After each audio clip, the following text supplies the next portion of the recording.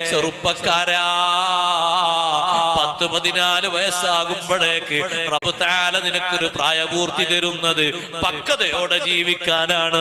അതേ സമയത്ത് നീ ചെയ്യുന്നതോ രാവും പകലും ചാറ്റിങ്ങിലാണ്.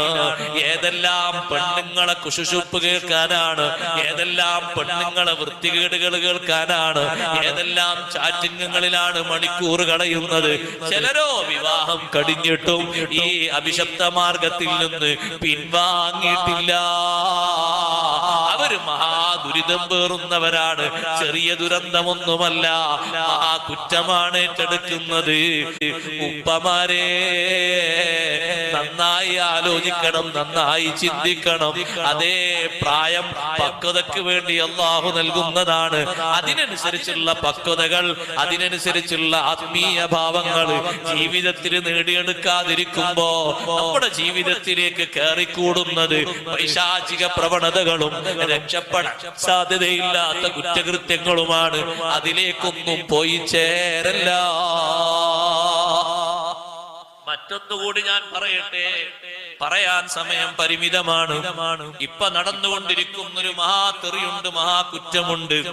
എന്താണെന്നറിയോ നിങ്ങള്? മറ്റുള്ളവരുടെ അക്കൗണ്ടിൽ നിന്നും മറ്റുമൊക്കെ ചുളിവിലൂടെ കാശ് വലിക്കുന്ന ഏർപ്പാട്. അതും ചെറിയ ആളുകൾ, അതാ ചെറുപ്പക്കാര് തുടങ്ങിക്കഴിഞ്ഞു. 2-3 ലക്ഷങ്ങൾ കിട്ടുമെന്ന് കാണുമ്പോ എന്തിനും ആളുകൾ ഒരുക്കമാണ്. ദുനിയാവിന്റെ പണം അതൊരു ലില്ലുൻ സായിലുൻ, നീങ്ങിപ്പോകുന്ന നിയലാണ് മോനെ. ആ ആർത്തിയിലായിട്ട് നീ മുന്നോട്ട് പോയിട്ട് സർവ്വ ഹറാമിലും ടിക്കറ്റ് എടുക്കല്ല. അക്കൗണ്ട്, മറ്റുള്ളവരെ അക്കൗണ്ടിൽ നിന്ന് പണം അപഹരിച്ച് ലക്ഷങ്ങൾ തട്ടിയെടുത്ത് അതേ ലക്ഷങ്ങൾക്ക് വേണ്ടി ആളെ കൊല്ലാൻ പോലും മടിയില്ലാത്തവര് എത്രയോ അധികരിച്ചു വരുന്ന സമാനിലാ ഞാനും നിങ്ങളും താമസിക്കുന്നത്. അള്ളാഹു നമ്മളെ കാത്തുരക്ഷിക്കട്ടെ. ആ രൂപത്തിലേക്ക് പോകരുത്. അനാവശ്യമായ രൂപത്തിലുള്ള സമ്പാദ്യം പെരുപ്പിക്കരുത്. അള്ളാഹു പൊരുത്തപ്പെടുന്നത് എത്ര ചെറുതാണെങ്കിലും അതിലുള്ള ബറക്കത്തിന് കയ്യും കണക്കുമില്ല. അതാണ് സംഭരിക്കേണ്ടത്, അതാണ് സൂക്ഷിക്കേണ്ടത്. കുറ്റവാളികൾ എന്നും ഖബറിൽ കരഞ്ഞുകൊണ്ടിരിക്കുകയാ. അവർക്ക് എന്നും പീഡനങ്ങളാ. ശിക്ഷ പുറത്തേക്ക് കാണിക്കാത്തത് വിശ്വസിക്കുന്നവര് വിശ്വസിച്ചിട്ട് ഒന്ന് നന്നാകട്ടെ എന്ന് കരുതിയിട്ടാണ്. ഒരൊറ്റ തവണ ശിക്ഷ കേട്ടാല് പിന്നെ ദുനിയാവിൽ ജീവിക്കൂല കേട്ടോ. ഒരൊറ്റ തവണ ശിക്ഷ കണ്ടു കഴിഞ്ഞാല് കാണാനുള്ള ബലം എനിക്കും നിങ്ങൾക്കുമില്ല. കണ്ടവര് കണ്ട ശിക്ഷയില്ലേ. അബ്ദുല്ലാഹി ഇബ്നു ഉമർ റളിയല്ലാഹു അൻഹുമാ, ഇന്ന് നമ്മൾ കാണുന്ന ബദറില്ലേ, മതിൽ കെട്ടിയിരിക്കുന്ന ബദർ, ആ ബദറിന്റെ ഒരു ഓരത്ത് ഖലീബ് ബദർ കണ്ടിട്ടില്ലേ, പൊട്ടക്കിണറുള്ള സ്ഥലം. ആ പൊട്ടക്കിണറ്റിന്റെ പരിസരത്ത് കൂടെ നട്ടുച്ച സമയത്ത് ഒറ്റക്ക് വരുമ്പോ കിണറിന്റെ വക്കത്തതാ ഒരാളെ ഇരുത്തിയിരിക്കുന്നു. നല്ല തടിച്ച ഒരാളാണ്. അപ്പുറത്ത് വേറൊരാള് നിൽക്കുന്നുണ്ട്. അയാളെ കയ്യിലൊരു ഇരുമ്പിന്റെ ദണ്ടുണ്ട്, തലക്കടിക്കുന്നുണ്ട്. ഈ വക്കത്തിരിക്കുന്ന ആ കിണറിന്റെ റോളിലിരിക്കുന്ന ആള് വിളിക്കുന്നു, അബ്ദുല്ലാ ഇസ്തിനി, വെള്ളം തരുമോ, കുടിക്കാൻ അല്പം വെള്ളം തരുമോ, ദാഹിച്ചിട്ട് വയ്യ.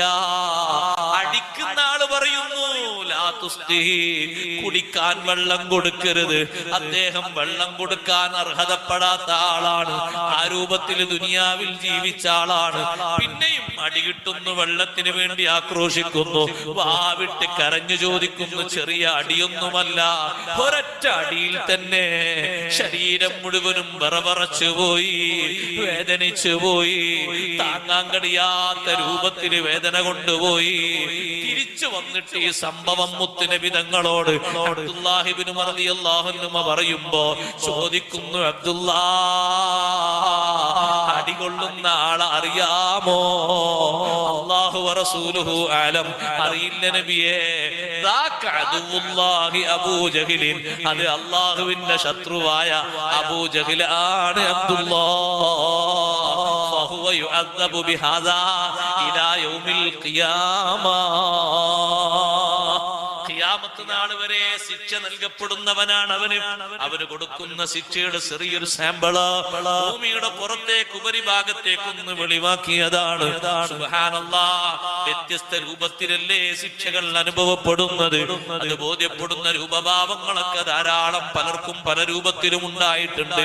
മഹാന്മാരുടെ അനുഭവങ്ങൾ ഒരുപാടുണ്ട്.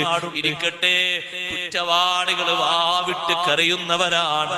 അല്ലാഹു നമ്മളെ കാത്തുരക്ഷിക്കട്ടെ. വൈകല്യങ്ങളും കുറ്റങ്ങളും ഒക്കെ അല്ലാഹു മാപ്പാക്കി തരട്ടെ. അവസാനം ഒരു കൂട്ടരെയും കൂടി പറയട്ടെ.